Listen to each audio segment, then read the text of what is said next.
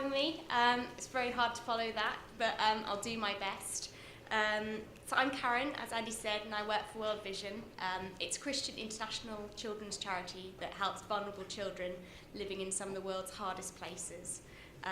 But in my team, we work really hard to deliver an experience so that our supporters feel valued and assured that their money makes a difference. These are supporters who sponsor a child and they give more than £25 every month for years. So it really is a huge commitment, and we love our supporters and place them at the centre of everything that we do, because that's actually how we create change in the world.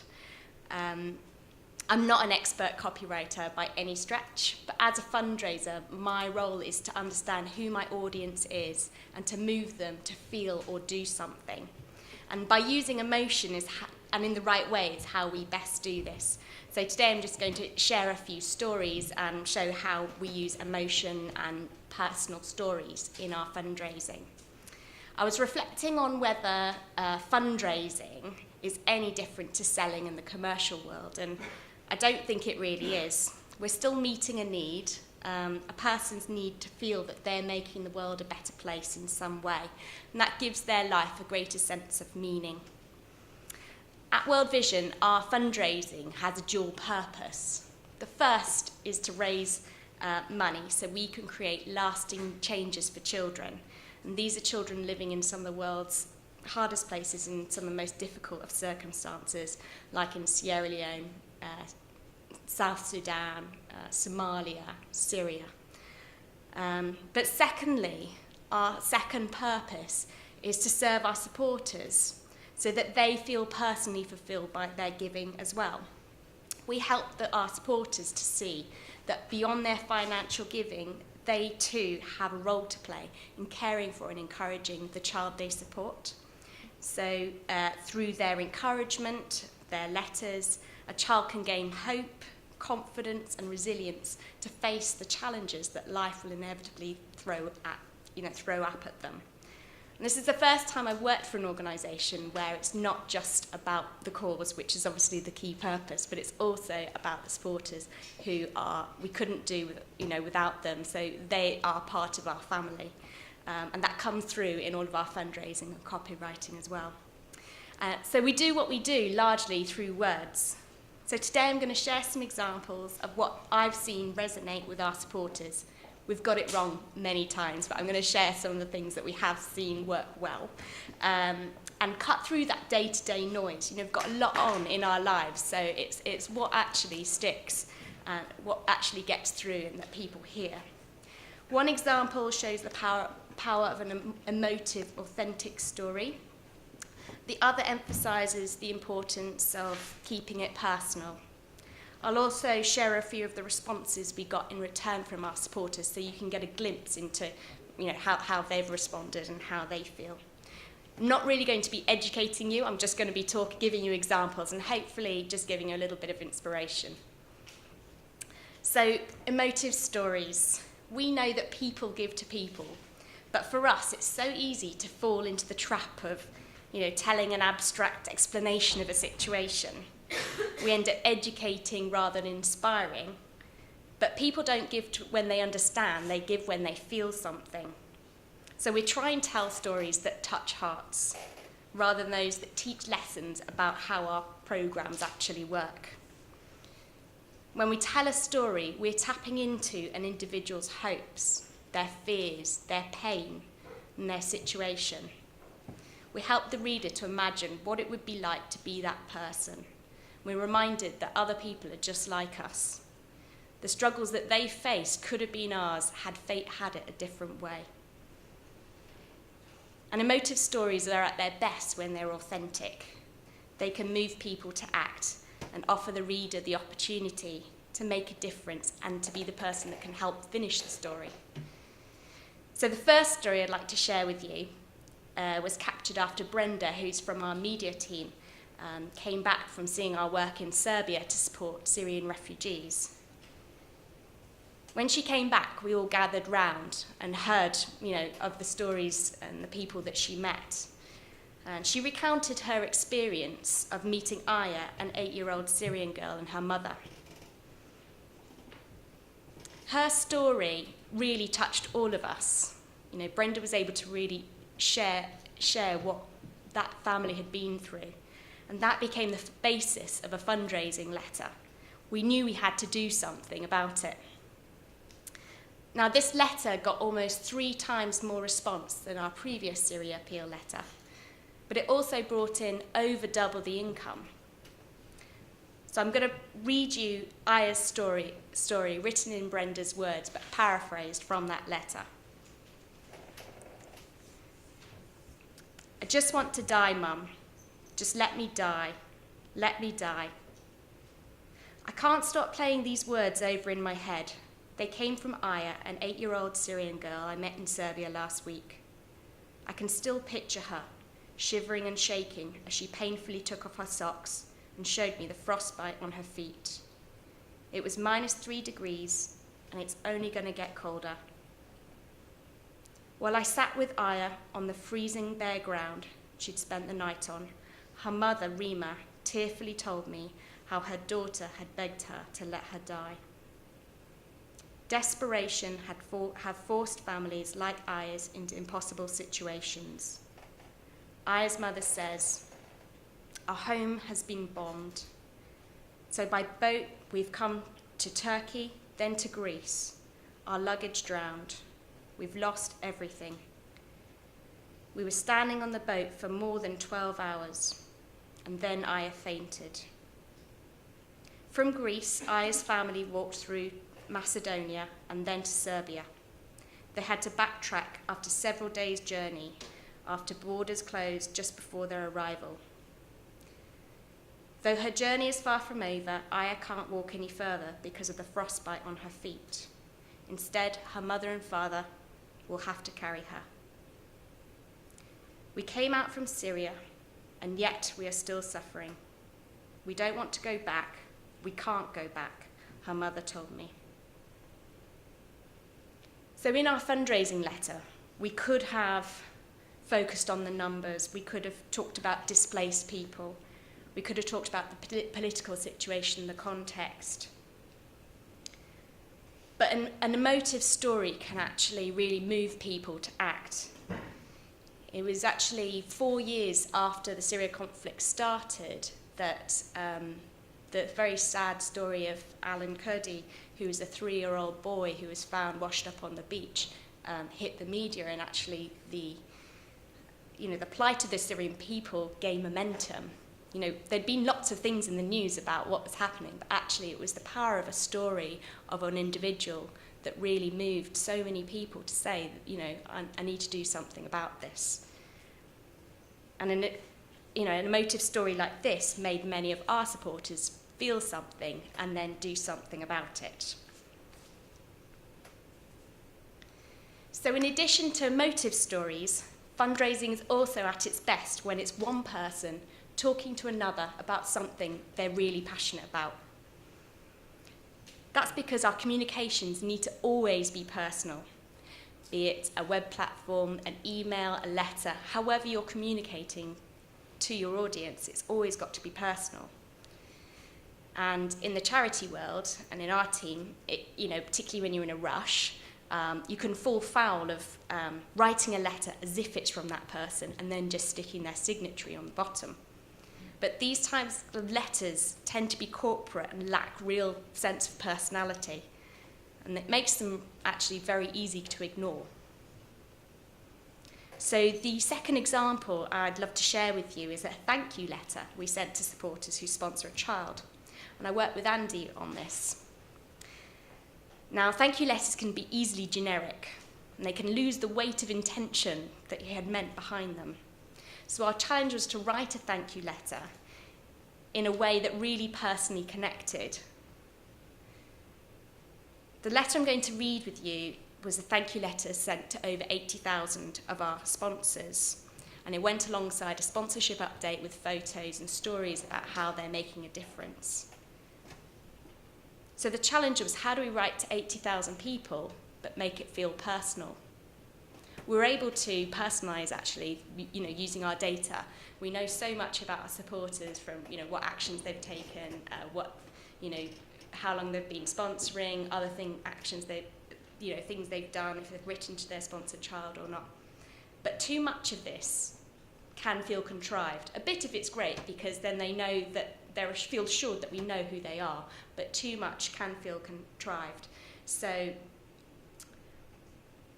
we wanted to actually connect at that deeper level. So to do this, we interviewed Mark, who heads up my wider team, who's the signatory of that letter.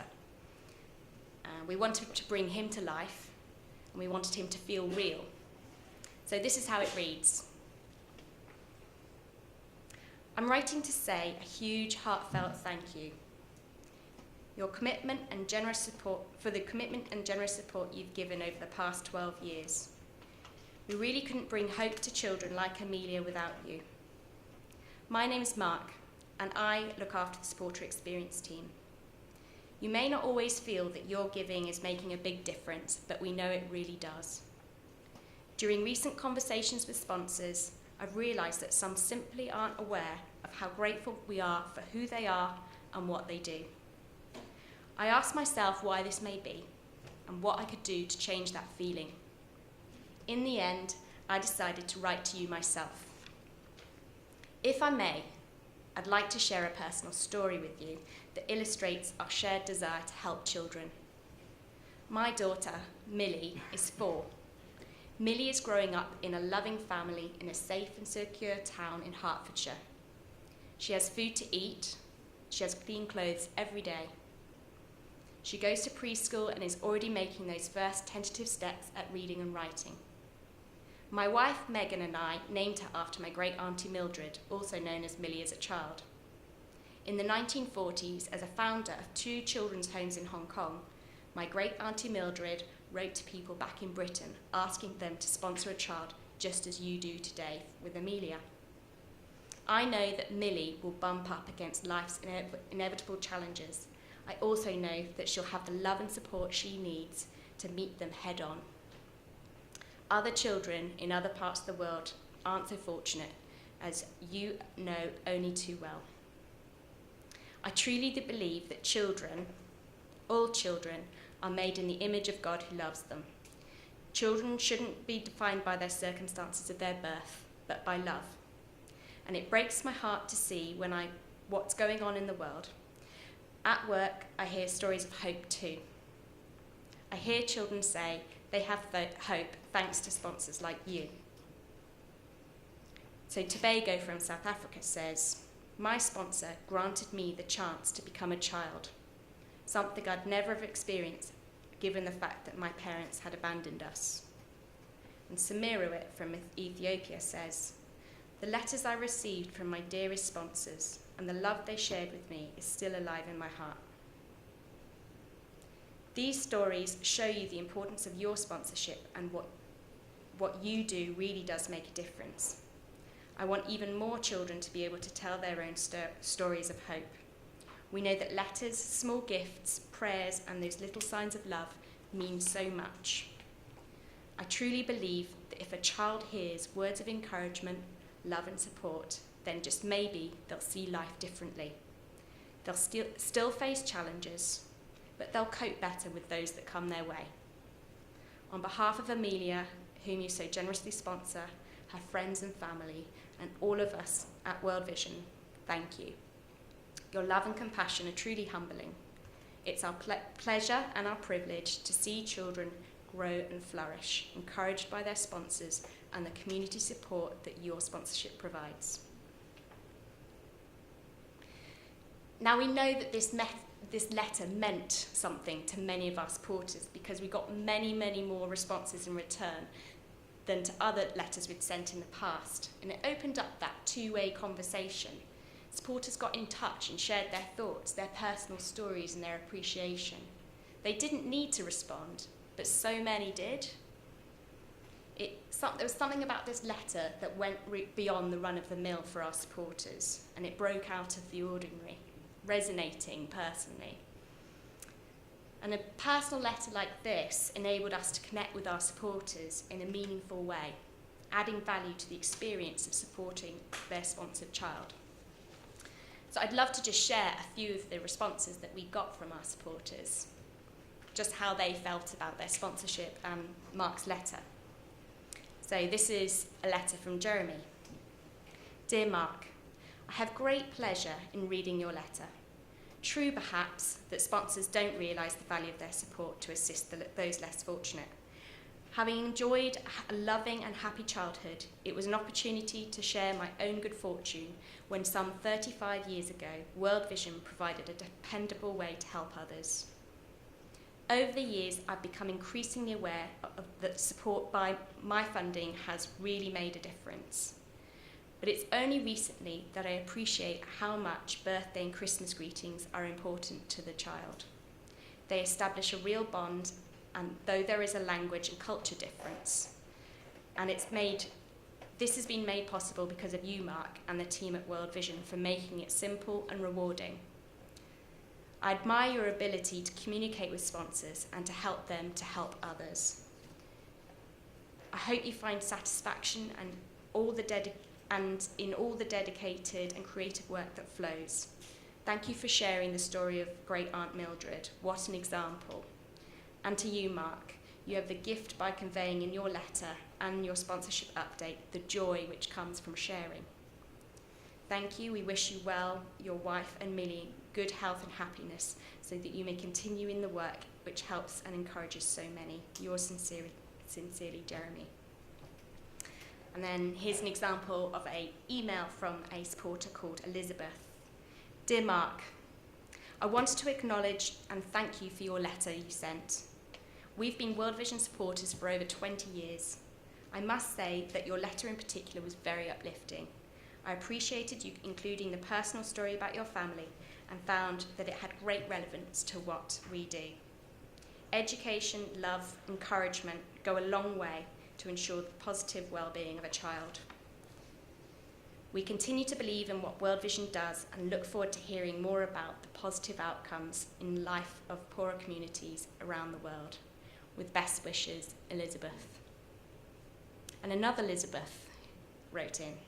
She said, Dear Mark, it's a pleasure to write to you and tell you what I think about World Vision and the sponsorship update. Over the years, I've spoken on the phone to say how warmly I feel about what you do. You are the only charity I've been involved with that thanks without asking for more money. I first felt appreciated after the tsunami when I sent some extra money, and a year later received a letter thanking and telling me how things had gone. I love this year's sponsorship update with the beautiful pictures and explanations. It all makes me feel part of your big family. I'm 94 and I do not have the internet, though I do still drive. So I really appreciate... There's one funny moment, that's good. So I really do appreciate the personal approach of World Vision. With love, blessings to you all, Elizabeth. And finally, an email from a lady called Diane. I like the personalised nature of your letter. It made my involvement more meaningful. The pictures were lovely and gave me an overall impression of life in Niger. Whilst the children are beaming, the adults do look careworn and obviously have suffered in the past. I like the personal quotes and the story of Aunt Mildred in your letter. In fact, I think this is the most informative and meaningful correspondence we've ever received from World Vision. With kind regards, Diane. So here we get a glimpse into the way that sponsoring a child has helped Jeremy, Elizabeth, and Diane find significance and meaning in their life. At World Vision, we really believe that giving and growing our supporters' generosity helps enlarge their lives, and it helps them to feel we have a role to play in helping them feel fulfilled through their giving. So, just to kind of summarise, by being authentic and sharing emotive personal stories which taps into the supporters' everyday life, we've been able to connect with them in a meaningful way, moving them to feel or do something. We're talking to our supporters about who they are and what they do. It's not about us and our organisation, but there are ways of doing this to kind of keep the personality of the author too. These stories help our supporters find significance in their own lives, make sense of the world and their place in it. They also talk to their deep need to know that they too matter. So when we place the supporter at the heart of our fundraising communications, we can offer them hope and hope for a better world. Thank you.